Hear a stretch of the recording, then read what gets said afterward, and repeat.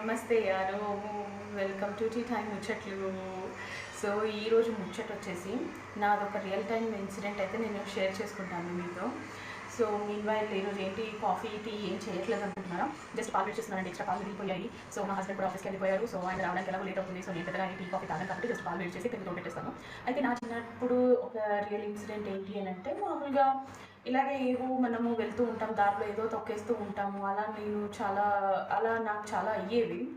So రావడము, లేకపోతే health పాడైపోవడము, డల్గా ఉండడము. అయితే మా పేరెంట్స్ వాళ్ళకి అర్థమైపోతుంది. జనరల్గా పేరెంట్స్కి అలాంటివన్నీ అర్థమైపోతాయి. సో వాళ్ళు టెంపుల్స్కి అలా తీసుకెళ్తూ ఉండేవారు. అయితే మా ఫాదర్ ఒక హనుమాన్జీ టెంపుల్కి అయితే తీసుకెళ్లేవారు. అది చాలా ఫేమస్, హైదరాబాద్లో చాలా ఫేమస్ టెంపుల్ అది.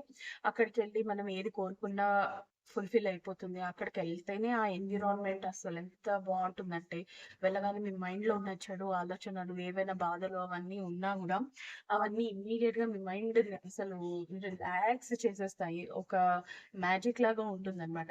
ఒకసారి ఏమైంది, మామూలుగా ఇలాగే ఏదో అయ్యింది నాకు. అయితే రాత్రిపూట పడుకున్నప్పుడు సంథింగ్ ఏదో బ్లాక్ ఒక ఆకారం నా వెంట వెంబడించింది. ఇదంతా డ్రీమ్ లోనే అవుతుంది. సో ఎలా అనిపించిందంటే, అప్పుడు చిన్నప్పుడు నేను, మా చెల్లి, మా మేనత్త ఉండేవారు. అందరం ఒక రూమ్ లో పడుకునే వాళ్ళము. అయితే ఎలా అనిపించిందంటే, మేమందరం గాల్లో తేలుతున్నట్టు వాళ్ళందరూ ఉన్నారు. నా వెనకాల ఏదో పడింది. వాళ్ళందరూ వెనకే ఉండిపోయారు. అది మాత్రం నా వెంట పడింది. నేను అలా పరిగెడుతూ ఉన్నాను. ఎక్కడ వెతుకుతున్నాను. ఏదో ఒక లైట్, మొత్తం చాలా చీకటిగా ఉంది. ఏదో ఒక లైట్ అయితే వెతుకుతున్నాను. ఏదైనా అసలు అప్పుడే అంటే అంతలోనే గుర్తొచ్చింది, ఇది రియల్ కాదు. సో దేవుడికి దండం పెట్టుకోగానే హనుమాన్ చాలీసా చదువుకుంటూ ఉన్నాను. సో హనుమాన్ చాలీసా స్టార్ట్ చేస్తున్నాను. అది కూడా నాకు సరిగ్గా రావటం లేదు. మర్చిపోయినట్టు అయిపోతుంది. సో అలా ప్రే చేస్తున్నాను, జై హనుమాన్ అనుకుంటూ ఉన్నాను. ఇంతలోనే ఎక్కడో దూరం ఒక టెంపుల్‌లో ఒక చిన్న దీపం లాంటిది కనిపించింది. అమ్మ దేవుడా బతికించావు అనుకోని ఆ దీపం వైపు చలో చలో అటు వెళ్ళిపోయాను.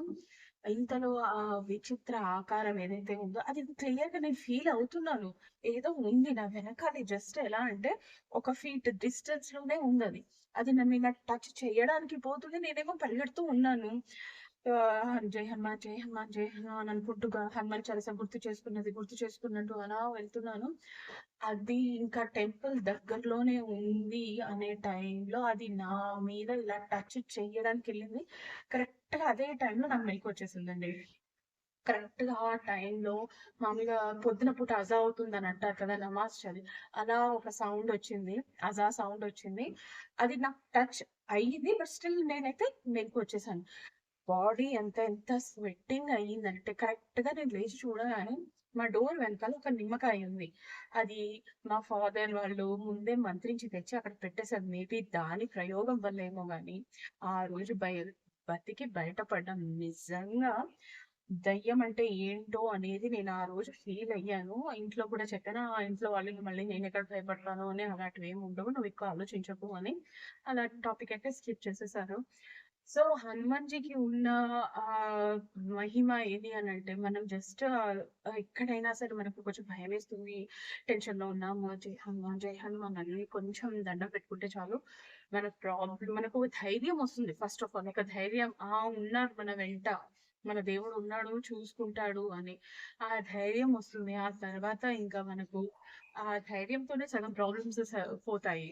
ఇంకా మిగతావైతే ఇంకా చెప్పక్కర్లేదు. అందుకే అంటారు హనుమాన్ టెంపుల్‌కి వెళ్ళాలి. అదొక అలవాటు చేసుకోవాలి. దానివల్ల మనకు కాన్ఫిడెన్స్ వస్తుంది. ఒక ధైర్యం వస్తుంది. హనుమంతుడు మహిమలైతే చెప్పలేము. మా ఫాదర్ అయితే ఎవ్రీ సాటర్‌డే, ట్యూస్‌డే ఎప్పుడు టైం దొరికితే అప్పుడు హనుమాన్ టెంపుల్‌కెళ్ళి దండం పెట్టుకునేవారు. ఎప్పుడైనా కొంచెం సాడ్‌గా అనిపించినా వెళ్ళిపోయేవారు. మాకు అదే అలవాటు చేశారు. ఇప్పటికీ మా తమ్ముడు వాళ్ళు వెళ్తూ ఉంటారు. నేనైతే ఇంక పిల్లలతో కుదరదు కాబట్టి నేను వెళ్ళను. ఈ మధ్య నా లోకల్‌లో ఒక హనుమాన్ టెంపుల్‌కైతే నేను అలవాటు చేసుకున్నాను. ఎవ్రీ సాటర్‌డే, ట్యూస్‌డే వీలైనప్పుడంతా వెళ్తూ వస్తూ ఉంటాను. చాలా బావుంటుందండి. హనుమంతుడిని నమ్ముకుంటే మన దగ్గరికి ఎలాంటి చెడువైతే జరగవు. ఒక పాజిటివిటీ అయితే చాలా ఉంటుంది. ఇది నా రియల్ ఎక్స్‌పీరియన్స్. చాలా షార్ట్‌గా చెప్పేసాను. ఇంకా అయితే చాలా ఎక్స్‌పీరియన్స్ చేశాను. But okay. ఇది సరిపోతుంది. ఓకే. నా స్టోరీ అయితే మీకు నచ్చినట్టుంది. సో, నచ్చితే ఒక లైక్ చేయండి. Thank you.